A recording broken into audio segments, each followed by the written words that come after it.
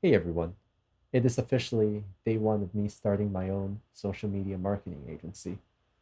Um, it is February of 2023, specifically February 20th. It's 10:14 p.m. right now. Um, I kind of made the decision to start one because because of my mother actually. I guess at this point I just realized that passion is can only get you so far. And starting something practical is, you know, the only way to really make money at this point. I mean, if you have money, right? Like, what can you not pursue that you love?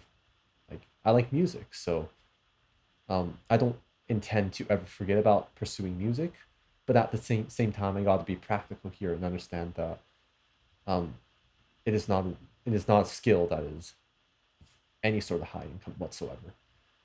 So I did watch a lot of videos, I gotta admit, especially people like Iman Gadzi, um, and a lot of the other YouTubers on social media marketing, and especially the craft. And I'm just gonna say I like it because it's a low barrier of entry, which may also be a curse.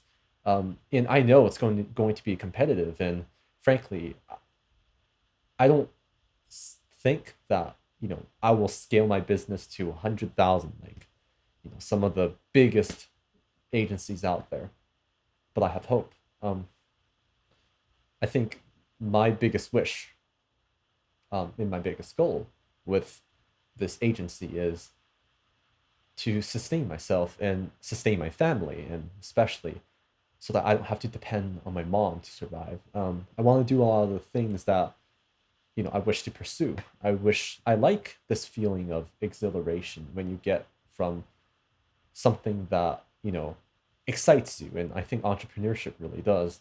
The thought of it excites me. I'm not sure if it's just something be- that I'll feel because it's novel and new to me, but I hope not. I intend to pursue this seriously. I've honestly had enough of a lot of my earlier interactions in my childhood. Um, a lot of things that, such as I come from a Chinese background, and my parents and my grandparents were quite poor, and they were always haggling over every single dime. And a lot of times, I think it's a cultural thing. They will go to this fruit stall and they'll actually bargain the price so you get the price down. And I was born in Canada, and I thought that was the weirdest thing ever. I don't think people should live in scarcity. And perhaps, all of these people out there always say, save your money, right? Don't buy a cup of coffee every day because in the long run it'll save you thousands of dollars. But is saving really the way to wealth? That's my question. I mean, there's just I don't see the appeal of saving until you're 65, because what are you going to do when you're 65, right? Your best days are over. I would rather spend all my money and be happy in my in my late adult years than in my senior years. I don't see any practical value in haggling over a coffee just because some guru in Rich Dad Poor Dad or whatever finance book out there, many of those old finance books I've seen, that they tell me I shouldn't buy a cup of coffee because it's going to harm me in the long run. Um, I just hope that I can have enough spare money so I can pursue what I want. And I don't have to be held back by the scarcity mindset that is plaguing my parents, my grandparents. They do a lot of window shopping, all of these things, and it breaks my heart because if they want it, then I, as the man of the family, should be able to provide it for them. But I can't because I don't have any practical knowledge and I don't know how to start a business. I don't know how to do anything at this point. And like who gives a damn about your passions in that case, right? So I'm starting this social media marketing agency, and I will do whatever it takes to succeed. And I'm making this video to hold myself accountable and for everyone out there on the internet to hold me accountable. I'll be going over the processes I'm taking. Hopefully, I do them at least 3 times a week, preferably every day, I hope. But I will try to stick with this, and I will stick with this. I will reach out to whatever businesses, whatever that's cold emailing, cold calling, even perhaps door to door. But I I gotta succeed. There's no going back. My mom has a local business that I can technically fall back on, but it's first of all, I have no idea um, how the entire business operates. It's actually a massage clinic, and second of all, I see my mom running the business, and I don't think she's happy. I mean, she's stressed. We got mortgages. We got debt to pay, and I can see her losing her vitality just over money, and to support me to go to college and support our family so we can have above average living conditions. I mean, I've they come from poor backgrounds, and for the first half of my life, I was wearing things from the thrift shop and everything. But I actually find it right now to be a blessing because it really made me appreciate what I had compared to now, where we've got a little bit more money, but we're debt ridden. We got a nice house and everything, but the amount of stress it's causing her, her temper is changing. Her femininity is slowly deteriorating, and I can tell, and it's heartbreaking that something like that is happening to someone that I care about the most, someone that I love the most. And my end objective is to retire her. And whether that is if we keep the local company or not, or if I'm able to scale to a point where we can support, where I can support with my business alone, that I can support all her expenses, all her mortgages, everything, then I'll be happy. But I don't intend to stop there. If I do get to that point, I want to pursue a lot more things that I find to be thrilling. I want to pursue things like e-commerce. I want to build an actual business, maybe even a brick and mortar business. I want to see what the world is like out there. I'm tired of just studying chemistry in school, and I've always prided myself in being a good student, and I don't intend to leave that sort of work ethic away.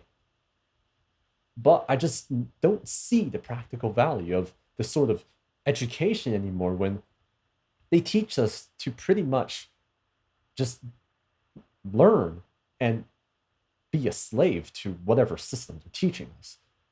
I don't want to work for $50,000 a year at some miserable job while my mom is still working, you know, 12 hours a day to keep us alive. I don't want to, take the public transport, needing to budget every single penny that I spend and not buying a coffee, not buying things that I like, and doing things that I hate, going to a job that I maybe hate because I need it to survive. If that is the case, if education was really that important, why is there so many people that's locked into these miserable lives of 9 to 5? And they, some of my friends that I speak to, they always have this sort of mindset that, oh, I want to get a job when, I just want to get a job when I want to do an internship, at Cisco, or I want to do it at Oracle. And I look at them, and I guess it's very stable to a certain extent that you don't have to deal with all of the logistics that come in with handling your own business, with the cash flow. You're just specialized in your own department, and that's about it. But to me, that seems so boring, right? There's so much to life. There's so much to business. There's so much to this world that I think I haven't seen, and I want to see it. I really do want to see it. And there is no point of me just staying at a 9 to 5 if the only thing I do is just monotonous task over and over again. Even if I work as a software developer in Google, let's just say, what is that going to entail? Just making money? That's it.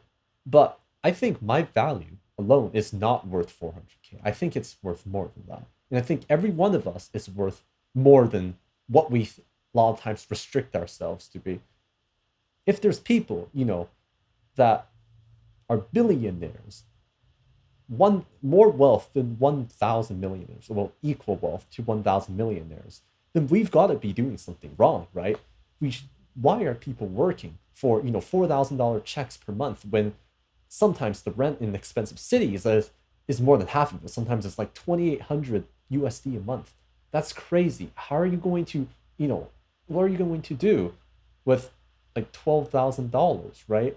You've got utilities to pay, you got food to buy, you got so many things that is clogging up your bills that you're pretty much going to live paycheck to paycheck. And even if you do want to save, you're going to save $5 every month or something, or maybe okay, let's just say $50 every month.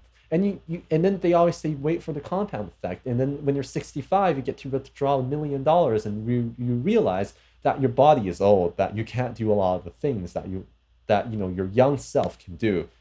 And now you just have a fat stack of cash, but what are you going to use that for when you're 65? It's just I don't see any I don't see the reason behind the system at this point. So to recap, this is my first vlog, I guess.